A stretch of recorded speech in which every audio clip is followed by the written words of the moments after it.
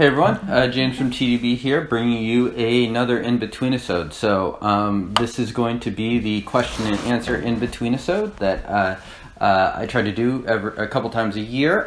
So have been requesting questions via email, Twitter, all those places. So thank you to everyone that has sent those in. Some really good questions. There's a couple different ideas that I got from Marty McShooter and Jugpan that I'm going to be doing actual episodes on. Pu'erh, as always, despite sort of being a known non-interest compared to the average drinker for me, always ends up being one of the most frequently requested things to talk about. So I will be talking about Pu'erh on a different episode and answering some of those questions there. So this one is more just the general questions as well as tea-related ones. So it's going to be the longer episode of those two, but Pu'erh one should be fun too. All right, so first questions are from Nathaniel. Not sure totally how to say that, so my apologies. I'm curious about what role you feel like TeaDB has nowadays. At first, I was way more interested in the tasting episodes. Now I'm more interested in everything else. I wonder if you find yourself gravitating towards making specific content and why. So yeah, I mean, I think what Nathaniel describes is a pretty natural progression. I frankly think it's probably difficult to just be continuously interested in tasting episodes forever. Like, you're just going to be more interested in certain teas versus the others. Odds are you're not going to keep up with the pace that we are going at because we go through a lot of different samples from a lot of different vendors. So just purely by the modes of logistics and price, it's hard to just sort of keep up with that. So for me personally, I am also more interested in the content that we do in non-drinking episodes. But a lot of what is brought to you on TeaDB is just kind of what is sustainable for us to do. We have done over 360 episodes now of TeaDB, and we do it in a fashion that is easy on us and sustainable. So one of the reasons we don't have more edited or higher quality videos is because it takes a lot of work, and personally I don't find that to be fulfilling enough to kind of want to pursue it. This for us is certainly more of a hobby than it is a job, and I would hate for this to become a job. So we really enjoy making the videos. The easiest videos to make are for us to just taste tea, kind of talk on camera, and we're fortunate that people do enjoy watching that, otherwise we wouldn't have a channel. So that's one reason. But I do agree in terms of content and sort of substance that the non-tea drinking episodes are probably more interesting. Okay, this one's also from Nathaniel. Additionally, I am also curious about your thoughts on the availability of some of the tea you do feature. As someone who is relatively new, only a couple of years of serious drinking, I find it very frustrating when you feature a tea that seems impossible to get unless you have connections. It is interesting to watch these videos, but since I can't purchase them for myself, I'm always left feeling disappointed. This is not meant to be a criticism. I just wonder what your thoughts are about this and what you say to someone who has spent many hours searching in vain for a tea to try. Yeah, good question. I don't think your emotions are inappropriate at all. We definitely try to do a mix of episodes. Most of the teas we do bring on, we make sure that they are accessible at the time of drinking. And of course, we've been doing this for over 7 years now. So the natural fact of the matter is that most of the episodes we do of tea from the first few years, or even like up to year 5, which are the bulk of the episodes, are probably no longer going to be accessible. We also do bring on teas that might be a little bit harder to access, or specialties that have been sent to us by friends. So I think oftentimes the teas that are unavailable at the time of that we actually bring it onto the episode may be some of the most interesting teas we get, and that's because it isn't a random selection. If we are choosing a tea that is inaccessible on something, there's probably a pretty good reason for it. So those may be the very best teas we bring onto the show. So it's like if we brought on the 88 Qing Bing, which is basically inaccessible unless you have $12,000 to spend on a cake or whatever the heck it costs these days, then of course that's more to just talk about that tea and stuff rather than to give people access to something. So we try to do a mix. I definitely try to keep the ratio at least 2/3 accessible versus not. Okay. All right, Alejandro, what's your personal experience with diminishing returns? How much of tea is actually personal preference? Well, personal preference, I don't even know how to approach that question to start with. Like, what percentage is it? So I'm just gonna I'm just gonna skip over that. I think that's a really difficult question, and it's hard to answer in a way that would be I feel like objectively satisfying. Yeah, so in terms of diminishing returns, I definitely agree there are diminishing returns on tea. Like, is $2 a gram of tea twice as good as $1 a gram tea? For me, it almost usually isn't, at least on average. Personally, I usually spend my money on tea that's between 10 cents a gram to 35 cents a gram. I can personally afford to spend more, but I don't usually... I find it difficult to justify. Even something like 50 cents a gram of tea, which, I do occasionally buy and find worthwhile. How much better is that than 25 cents a gram tea? I find it rarely twice as good as the best 20-cent gram of tea I can find. So for me, that sort of law of diminishing returns kind of hits around that range. Others might, I'm sure, would disagree and would perfectly willing to buy sort of in that higher range. But that tends to be where my personal preferences lie. All right. Here's kind of an off the beat question from Jimmy. What music do you like? I listen to a combination of indie music and hip hop. I guess lately more of the indie music, especially. I guess like many people, I end up getting stuck in the taste that I had from 10 or 15 years ago when I was sort of developing more of my taste. So still listen to Radiohead, like some Sufjan Stevens, I like UGK as far as rap goes, the Wu-Tang Clan, stuff like that. Run the Jewels. Alright, so Silas Cousteau. Do you ever blend a couple of different cakes loose leaf together? I mix blacks often, as well as a Frankenstein jar of my shang pieces. Yes, absolutely. I usually try to do it with similar teas. If I ever have just a few extra grams of ripes, I'll just toss that in, brew it with the next batch of ripes, stuff like that. Do a similar thing with aged oolong. With Pu'erh, I tend to do this a little bit less, raw Pu'erh that is, for whatever reason. I guess I find a lot of the Pu'erh, the interest in it to be like sort of the sampling, the different flavors, and it's kind of hard for me to fathom mixing something like a Love Forever paper tong with like a YQH or something like that. It just seems kind of odd. Okay. Chill Cooking asks, what's the best aged white tea you've had this year? Well, I've had hardly any aged white tea this year. Oolong Al tends to be the person that I meet up with and drink and enjoy some really good aged whites. Have not hardly seen her this year.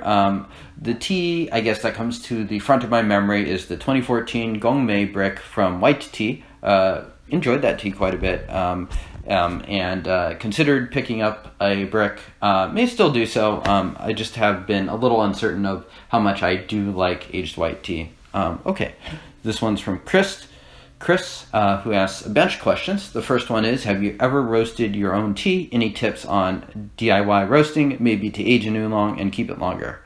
I have not, so I'm probably not the correct person to ask for this. For me personally, I do prefer teas that aren't too heavy in the roast. So if I were to roast the tea, I'd just be trying to I'd probably lean towards low and slow and try to sort of just get that moisture out of it. Have you noticed any sort of plastic flavor in Pu'erh stored in plastic? No, not really. I do believe you can have Pu'erh that sort of has a plasticky flavor. Maybe I'm not particularly sensitive to that, or I just haven't had that unfortunate experience. Would you ever consider doing a bitter leaf sampling? Yes, I absolutely would. They kind of had the unfortunate timing of just coming into prominence and selling tea right when I was sort of phasing out of the young Pu'erh and being an operation that sells a lot of young Pu'erh. They just didn't quite hit the interest level for me, whereas they may have if it was maybe 2013 or 2014 when they were first starting rather than 2016. So, I mean, I very well I have nothing against them, and I very well may try their teas at some point. Can you age black teas? Yes, I have had some decent aged black teas that are quite good. Do I know the exact chemical process that these go? Not really. I'd imagine it's somewhat close to oolong, but maybe not exactly the same. I think the key would probably be similar. There, you want to make sure that they don't have too much moisture in them and to store them very dryly. So not at all like Pu'erh. Vincent asks, favorite tea, mixed drink, or latte? Do not drink those at all, so I will pass on that question.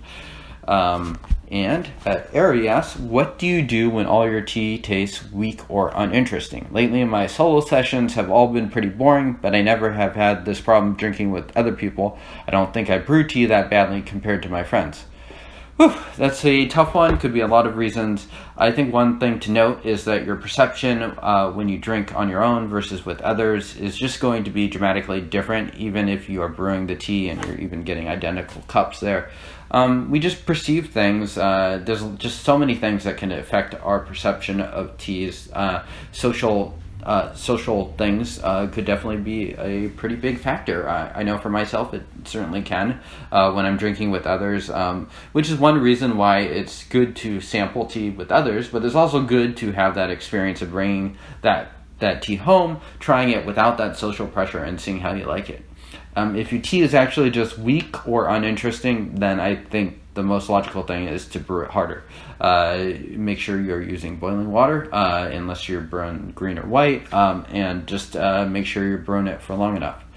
Alright, Ralbski asks, I was hoping that you'd be able to shed some light or give advice on how to shop on Taobao or any other good deals coming up on 11/11. I thought you had some articles about it a while ago, but I had a hard time finding them. Alright, so as far as an agent goes, so basically what the process is you have an agent, and this person basically can collect all the different Taobao orders you put somewhere in China, and then you bundle those all up, and then you have them shipped to wherever you live. In my case, the United States.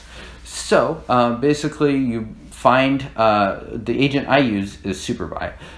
You find the different teas you want to try. You copy paste those links into SuperBuy, and then you have a transaction with that goes through SuperBuy to that vendor, and so and then the teas will get shipped there. So you basically, if you want to take advantage of the 11/11 sales, you got to just do that first part, and you can wait to get the teas shipped to the U.S. For as long as you like, really. Well, probably not as long as you like, but you can wait a while. So you could get a bunch of teas shipped to SuperBuy from 5 different Taobao vendors, and then once they all arrive, you can bundle that up and have it shipped domestically. And so you'll have to do that through a number of transactions, which is why it can sort of be a pain in the butt. I will try to link to it below, but yeah, 11/11 coming up quite soon. Alright, so moving on to some Pu'erh questions. This one is from Adam. Do you have any tips for explaining what Pu'erh is to people who never heard of it? I drink a lot of Pu'erh at work, and when people ask me what type of tea I'm drinking, I struggle to explain it in a way that doesn't seem really weird. Really weird. Okay, yeah, that sounds about right. I think the best way for Pu'erh is honestly for people to try it. I think both ripe for sure and raw can really be pretty unfamiliar to the flavor palette of a Westerner, especially if they've never had dim sum or anything like that. So I think if there's some way that you can brew them a cup and have them try it, I think that's the easiest way to just sort of show the range of flavor that they can get. Other than that, I mean, it's kind of like a post-fermented tea. I don't know. I mean, I'm trying to think how you would describe Pu'erh in a way that's actually appealing. And I mean, my mind immediately goes to basements and stuff like that, which isn't exactly what you think of it as far as like food and drink consumption. So I would see if there's some way that you can just brew them a cup and talk about it that way. And then, I mean, once you can sort of have a cup in front of you, you can explain the sort of process of ripe Pu'erh, or raw Pu'erh for that matter, and what makes it what it is.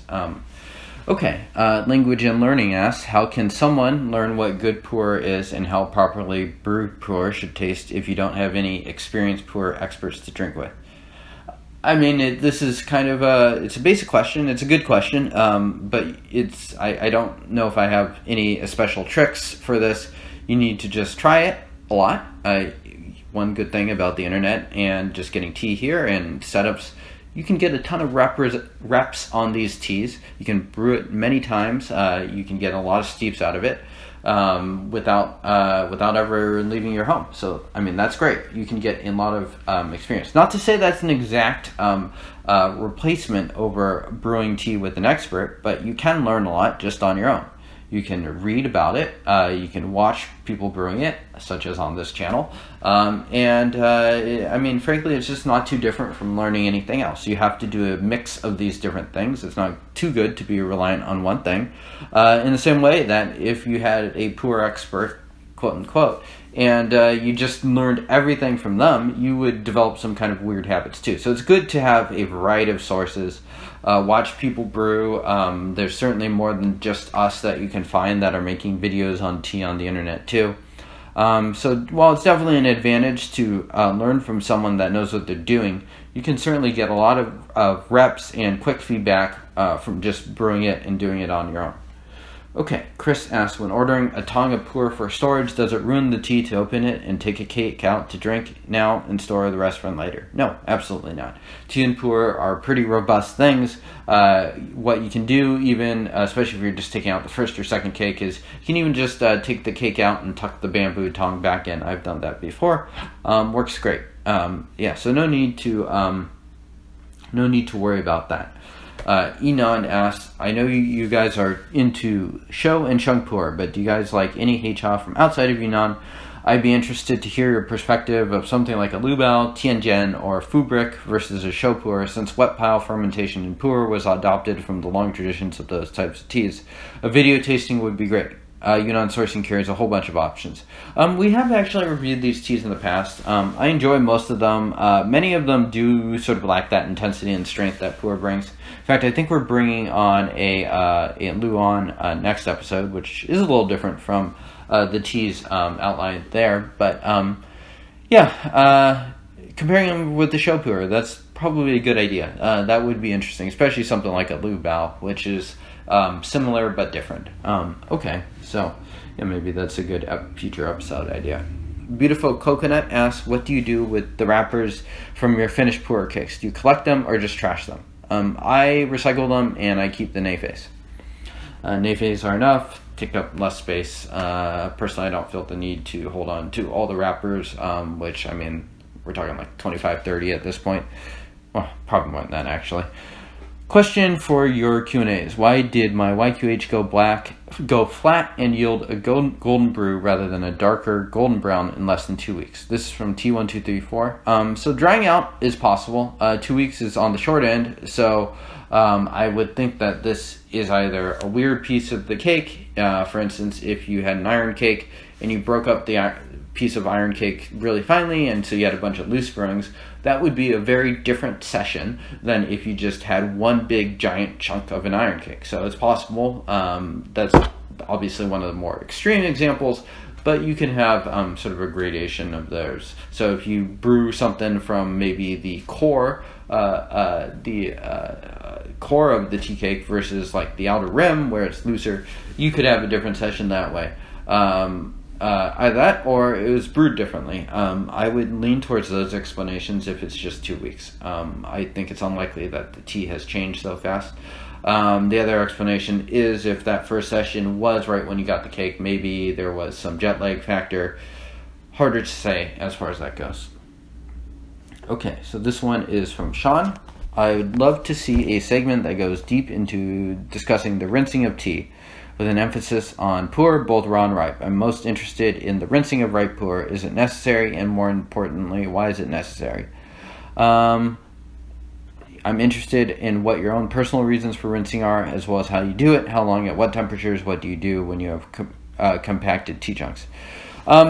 I guess I do it mainly because people who know more than me have instructed me to do so. I can't say that I have a fantastic, great, satisfying scientific explanation for this. More just that everyone that seems to have some idea of Pu'erh or just tea in general tends to rinse. One practical reason, especially for episodes, is that we get to the tea and the main flavors of it fast. people that complain about rinsing, you know, if you ever drink the rinse, it's usually not that interesting anyways, especially when we're talking about Pu'erh, and when there's big tea chunks. It just is weaker. Oftentimes Pu'erh will peak on like not the first tea, but like 2 to 5, something like that. So I really don't feel like when we rinse Pu'erh, we're missing out on that much. Something like ripe Pu'erh too, I guess there's the reason of cleanliness. Again, I don't necessarily have the science research to back that up necessarily. So I'll sort of pass on that part of the question. I guess when there's tea chunks and stuff like that, there's a good reason to just sort of let it hang out for a bit. Another thing you can do is rinse and then just like leave the heated up leaves in the pot. I almost always use the water that I'm going to brew on to rinse, so I don't use cold water or anything like that, although I have heard of people doing so. I guess lastly on the rinsing, I could be more agreeable to some sort of rinsing rule where you're not rinsing something that brews out faster like a Wooey Oolong. Again, I still rinse these teas too, just because what I've seen seems to be that most people do rinse them. So that's just been my experience. I'm not hardcore on my beliefs on that. It's just kind of I've reflexively gone to sort of the default option. Okay, from Noise Master, I have been wondering, should you store ripe Pu'erh cakes separately from your raw Pu'erh cakes? I have a very big collection of raw, but no too much, right? Not so much of a fan, and don't want to ruin my great raw cakes. Also, should you separate Pu'erh cakes all together, because some of them have different tastes? Can after a while your cakes start to taste the same? Have you had any experience with this? The conventional wisdom is certainly to store separate. I don't think you're going to totally kill your cakes if you store them together, but if you're especially sensitive towards aroma intermixing, I think it's probably a good idea to store them separately. What you could do, especially if you don't have a ton of cakes of ripe, or if you just don't have a ton of cakes of raw and you have a ton of cakes of ripe, is you could just store the smaller amount of cakes in Mylar separately. And that's personally probably what I would do. As far as cakes intermixing and starting to taste the same, yeah, that can absolutely happen. I guess the best example I can think of is YQH. Anyone that's tried those teas knows that even the different teas have a similar sort of storage aroma and stuff like that. If you're worried about just sort of the direct intermixing of one cake on top of the other, you could store them in something like Ziplocs within your Pu'erh to separate them out. Yeah, no need to be too anal about this. Personally, I think this will probably mainly just affect the early steeps or the rinse and the aroma. Okay, this one is from Andy. He asked this a while ago. I think I filmed the inbetweenisode, the previous Q&A inbetweenisode, and didn't get a chance to answer this question. Andy asks, I am drinking some 7572, and it got me wondering about how batches of numbered Pu'erh recipes are created. I understand what the differences in 7572 mean, for example, but I still don't think they explain the whole story. When Monghai is producing this recipe, for example, are they working towards a specific flavor profile they have in mind as the definitive 7572 flavor, or are they aiming to have a specific blending ratio of material that they consider the definitive 7572 mixture? Regardless of how the year's growth, harvest might have affected the base material, or somewhere in between. I know there is variance in the flavor of standard recipe factored Pu'erh, but I was just curious if you had more information about what the factory's goals were when they produce it, and a little bit about how they go about doing that. My understanding is both, or perhaps a blend between the two when it comes to Monghai numbered recipes, but if I were to guess what they are prioritizing, I guess they are trying to create a... I started reading my answer to this too. Okay, yeah, so my basically understanding... is that both of these things are important. They're basically trying to create a standard product. So, and what they do also have is they, when they press some people wonder, it's like, how come they pressed this 2021 cake in January? Obviously, it didn't come from 2021 material. You're right, it didn't. place like Munghai, you'll usually put the year of the tea on the is when it was pressed, but that doesn't necessarily mean the harvest material comes from that same year. A place like Munghai, for both the raw and the ripes, is going to be drawing from previous years, and that could be just the previous year, or it could be like the previous 5 years. We don't totally know. So a place like Munghai has the added advantage of having a huge access to materials, and so they probably are sourcing this from a bunch of different harvests, and so they can blend these together to sort of create and they're going for just a very consistent experience. Now, of course, the second 7 in the 7572 stands for sort of the leaf grade that they have there too. So they're trying to get sort of that average leaf grade too, and as well. So, but my guess is, especially for something like 7572, which is definitely intended for drinking, as opposed to aging for 25 years, they're trying to get a very consistent product for people that like their tea. Okay, I think that is the last question we have. So let me know how you like this in-between-isode. Do hope to continue to bring on some of these Q&As. I will try to answer all of your teaware questions on the next one as well. Thank you all for tuning in. Hope everyone is staying safe during the coronavirus pandemic. I apologize for the lack of frequent episodes. Denny and I have just been trying to be pretty cautious, so we will meet up on occasion, but we're trying to make sure we limit our exposure both before and after when we do so. Thank you all. Let me know how you like this, and I will see y'all soon.